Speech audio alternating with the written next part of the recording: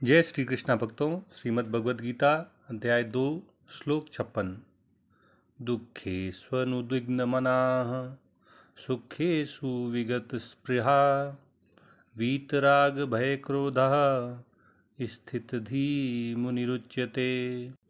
स्थिर बुद्धि वाले मननशील कर्म योगी के लक्षणों का वर्णन करते हुए भगवान कृष्ण अर्जुन से कहते हैं कि दुखों की प्राप्ति होने पर जिसके मन में उद्वेग नहीं होता, हलचल नहीं होती, जिसका मन विचलित नहीं होता, सुखों की प्राप्ति होने में जिसकी स्पृहा नहीं रहती, लोभ और तृष्णा से मुक्त हो जाता है तथा जिसके राग, आसक्ति, भय, डर और क्रोध नष्ट हो गए हैं, ऐसा मुनि, ऐसा मननशील कर्मयोगी स्थिर बुद्धि कहलाता है। जहाँ सामान्य व्यक्ति दुखों के प्राप्त होने पर विचलित तो हो जाता है, सुखों की प्राप्ति होने पर वह नाचने लगता है, उसमें लोभ आ जाता है, सुख बने रहें ये भावना आ जाती है और सुख प्राप्त हो जाएं ऐसी तृष्णा आ जाती है, वह आसक्ति से युक्त होता है। हमेशा उसे भय बना रहता है कि जो उसके पास है कहीं वह चला ना जाए, जो उसके प्रिय हैं कहीं वो उससे अलग ना हो जाएं, और अपनी इच्छाओं की पूर्ति न होने पर अथवा अपनी इच्छाओं की पूर्ति में विघ्न आने पर उसमें क्रोध उत्पन्न होता है। ये एक सामान्य व्यक्ति के लक्षण हैं।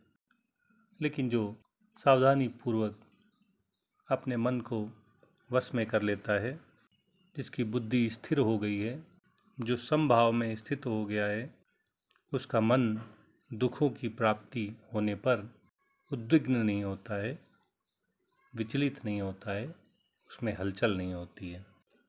3 तरह के दुख होते हैं, दैहिक, दैविक और भौतिक।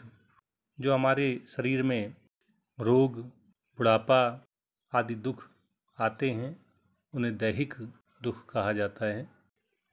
बाढ़, सूखा, भूकंप आदि जो प्रकृति जनित दुख हैं उन्हें दैविक कहा जाता है।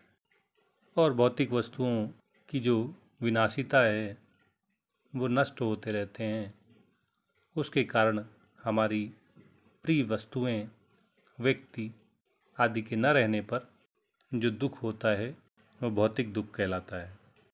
स्थिर बुद्धि वाला व्यक्ति दुखों के प्राप्त होने पर उद्विग्न नहीं होता है, बल्कि वह ये मानता है कि उसे तो पुराने पापों के कारण उसे और अधिक कष्ट मिलने चाहिए थे, लेकिन भगवान की कृपा से उसे बहुत कम दुख मिल रहा है, इसलिए वह इसे भी भगवत कृपा के रूप में लेता है।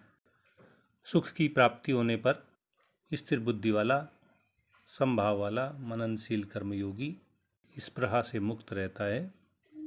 उसके मन में ये इच्छा नहीं होती है कि अब ये सुख बना रहे, और ना ही सुख की प्राप्ति होने पर जिन पदार्थों से, जिन व्यक्तियों से, जिन वस्तुओं से सुख मिल रहा है उनको और अधिक प्राप्त करने की लालसा, तृष्णा उसके अंदर उत्पन्न होती है। स्थिर बुद्धि वाले मननशील कर्मयोगी का एक और लक्षण भगवान बताते हैं कि वह आसक्ति, भय और क्रोध से मुक्त होता है।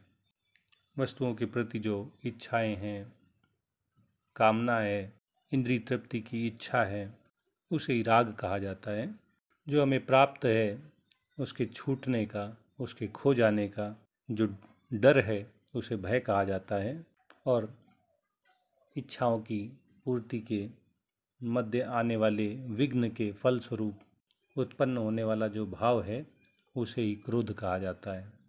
कामनाओं की पूर्ति न होने पर जो आवेश उत्पन्न होता है उसे ही क्रोध कहते हैं।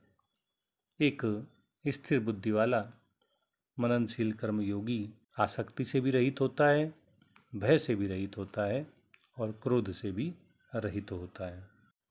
ऐसा व्यक्ति ही स्थिर बुद्धि, मुनि, मननशील कर्मयोगी कहलाता है।